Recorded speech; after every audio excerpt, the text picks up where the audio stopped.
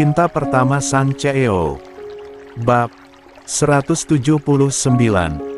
Aku lebih takut operasi.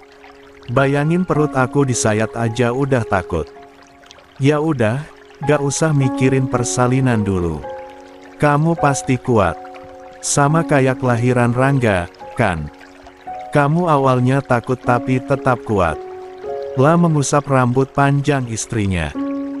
Sebenarnya ia dan Vio sudah sepakat menunda kehadiran anak kedua dan menunggu sampai Rangga sedikit lebih besar.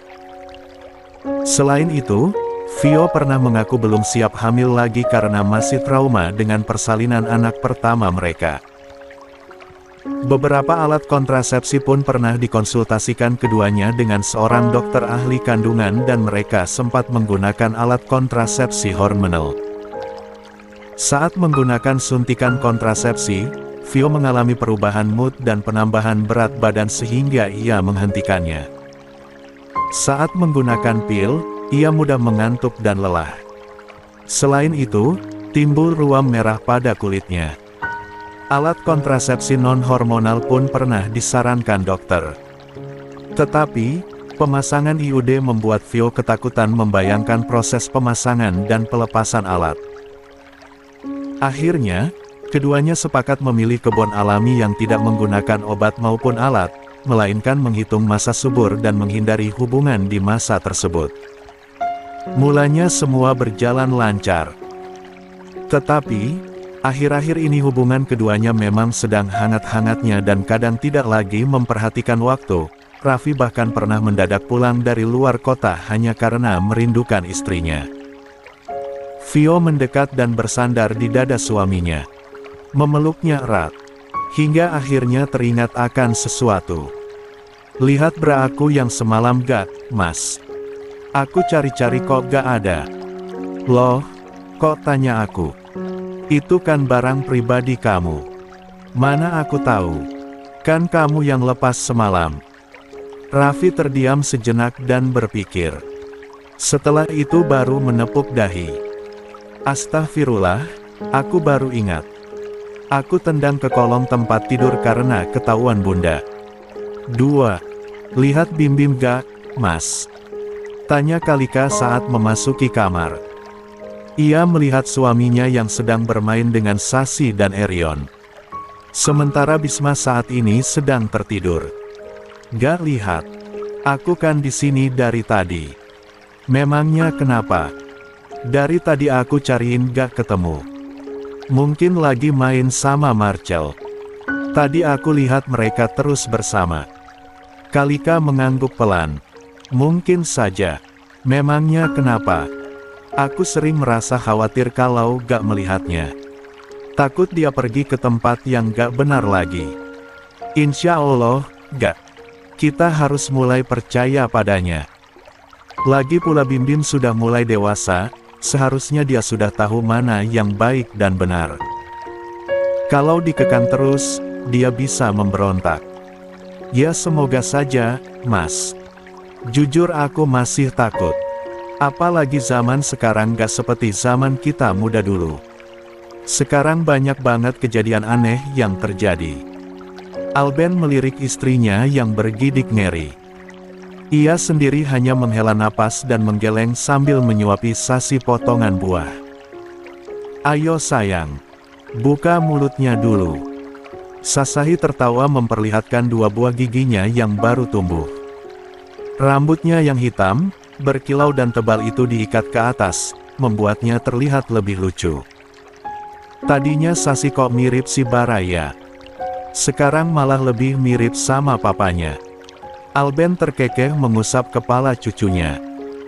Mungkin karena kamu protes, makanya wajah Sasi agak berubah. Kalika tertawa pelan.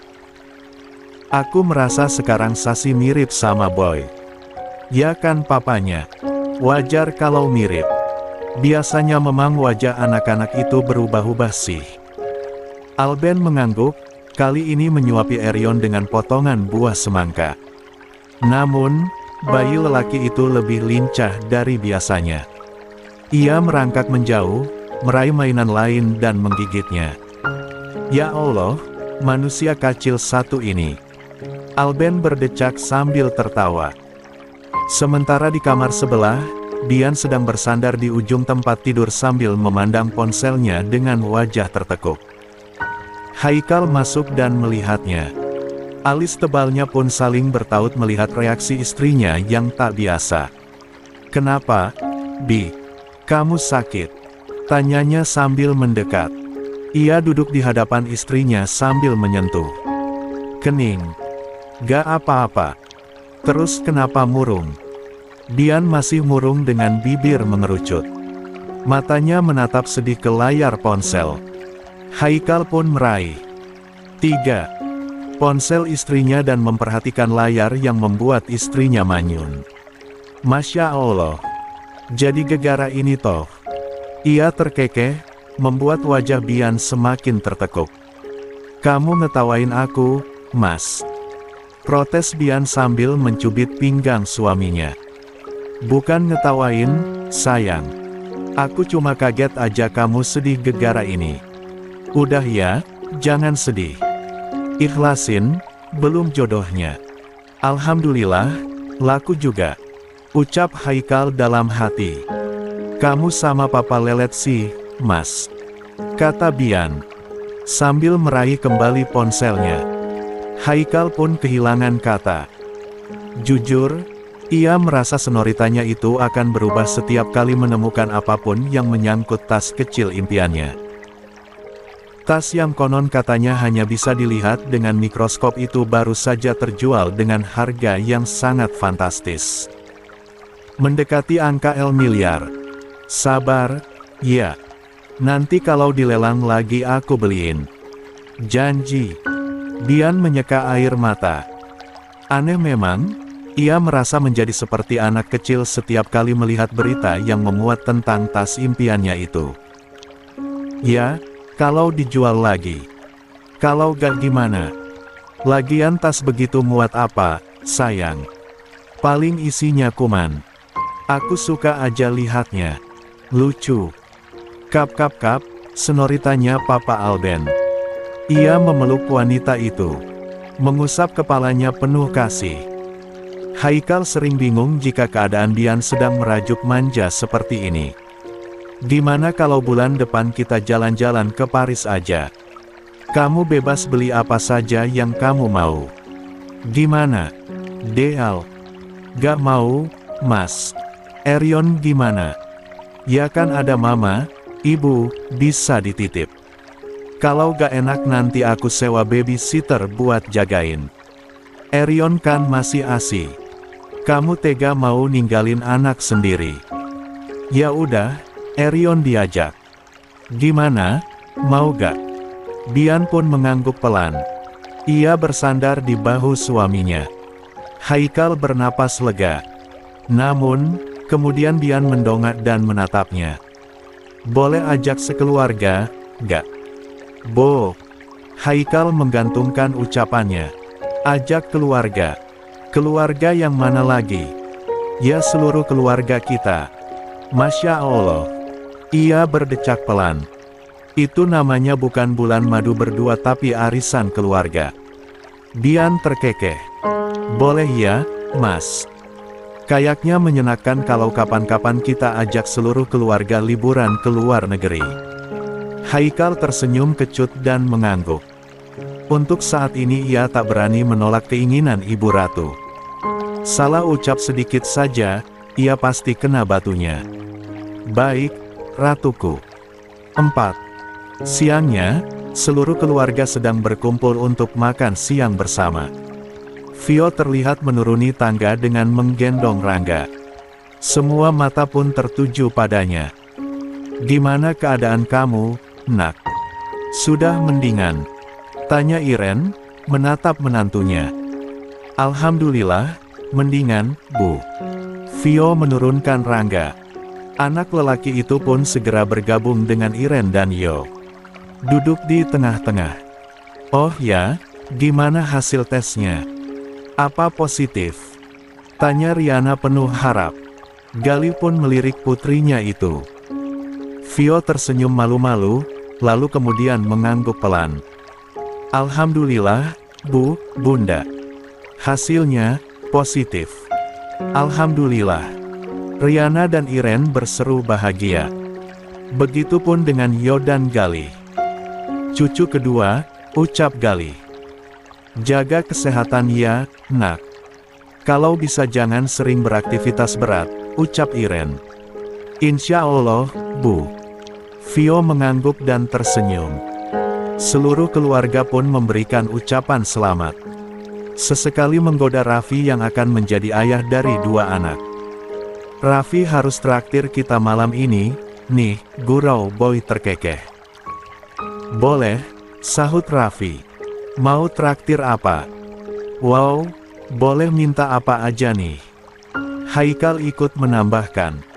Bi, ayo minta ditraktir tas kuman. Bian terkekeh. Memang boleh. Ampun jangan. Kantong gak kuat. Raffi tertawa dan mengatupkan kedua tangan di depan dada. Suamimu kan sultan, Dek. Mintalah padanya. Udah dilelang lagi barangnya semalam. La tertawa. Oh ya, Yasmin dan Naira kemana?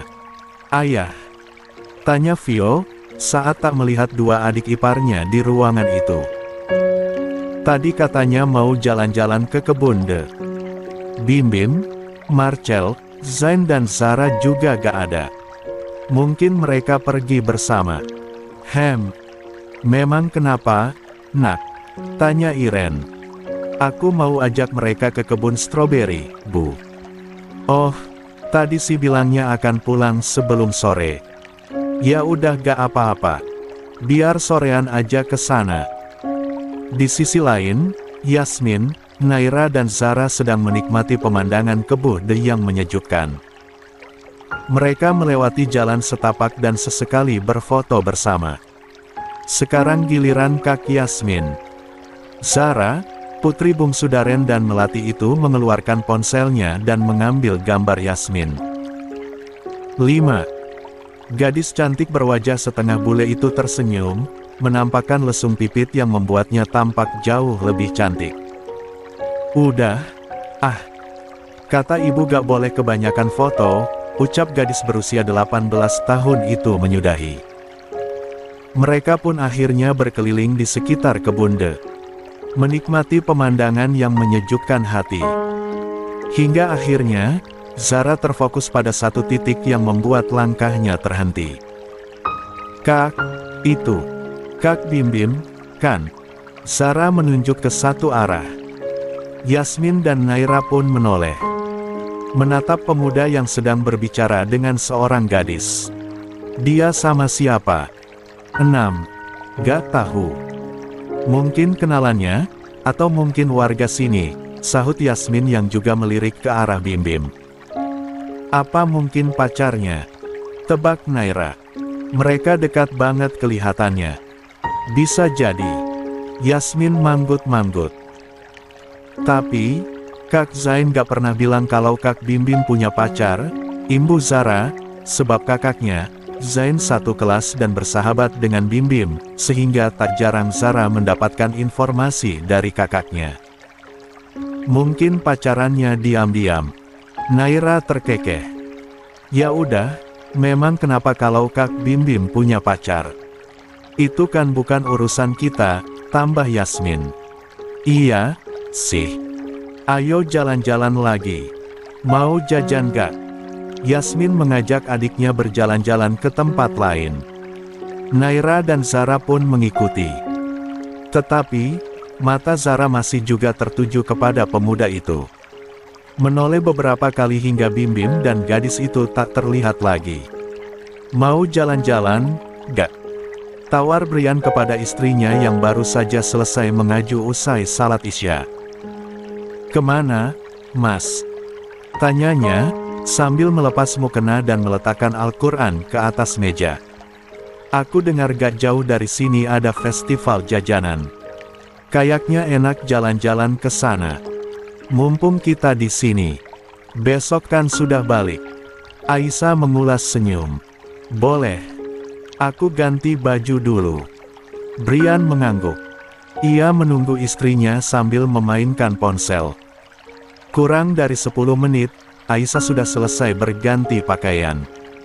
Ia selalu tampak manis dengan gamis dan hijab panjang yang menutupi bentuk tubuhnya. Brian pun merangkul istrinya keluar kamar. Berjalan beriringan menuruni tangga. "Mau kemana?" tanya Alben saat melihat sepasang suami istri itu melintas. "Mau jalan-jalan sebentar, Pak." "Kemana?" "Gak jauh dari sini ada festival jajanan. Kita mau ke sana jalan-jalan." "Oh, jadi festival itu yang tadi dibilang mamamu?" "Mungkin." "Sudah jalan duluan sama Bisma. Malah papa disuruh nyusul." "Ayo, Pak. Bareng," ajak Aisyah. "Kalian duluan. Nanti papa nyusul." Keduanya pun segera keluar dari villa. Saat tiba di teras, terlihat Marwah sedang berjalan mondar-mandir. 7. Dengan gelisah. Sesekali menatap ponselnya. Brian memberi isyarat kepada istrinya dengan gerakan mata. Seolah sedang menanyakan ada apa dengan wanita itu. Aisyah pun memberanikan diri untuk bertanya. "Ada apa, Mi?" Marwah menoleh. "Mami lagi tungguin Syafa. Dari tadi belum pulang-pulang juga." "Memangnya Kak Syafa kemana?" "Tadi sore bilangnya mau jalan-jalan sebentar. Tapi ini sudah malam dan dia belum pulang juga." Wanita parubaya itu menghembus napas berat. Matanya tertuju pada gerbang villa dan berharap putri kesayangannya segera muncul dari sana. "Mungkin mau jalan-jalan sebentar, Mi. Kenapa gak ditelepon aja?" "Sudah, tapi gak aktif." Ia melirik Aisyah dan Brian yang tampak rapi. "Kalian mau keluar?" "Iya, Mi. Mau ke festival kuliner. Kalau lihat Syafa minta cepat pulang, ya."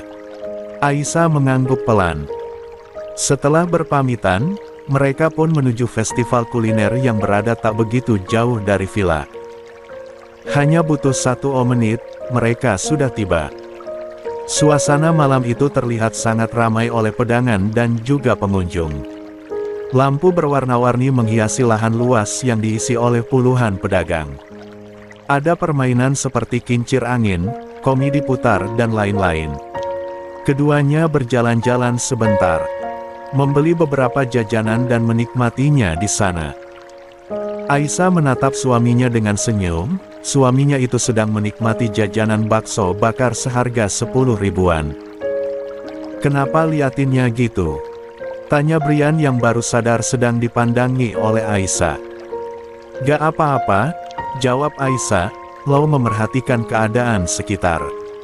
"Mungkin saja Syafa juga berada di sana." Tetapi, yang ia temukan justru Mama Kalika yang sedang menunggu Bisma bermain di Istana Balon. "Mas, itu Mama sama Bisma." Aisyah menunjuk ke arah Kalika yang sedang melambaikan tangan kepada Bisma. Anak lelaki itu terlihat sedang melompat di dalam Istana Balon bersama beberapa anak seusianya. "Mau main di Istana Balon juga?" tawar Brian, membuat Aisyah terkekeh. "Memang boleh ikut main?" "Boleh," sahut Brian yang masih menikmati jajanan pesanannya. "Tapi kalau Istana Balonnya kamu beli." Aisyah berdecak pelan dan melirik ke arah mertuanya. Ternyata mereka kesini semua, iya. Ia menunjuk ke arah Istana Balon, di mana Raffi, Vio, Haikal dan Bian ternyata ada di sana dan menemani anak masing-masing.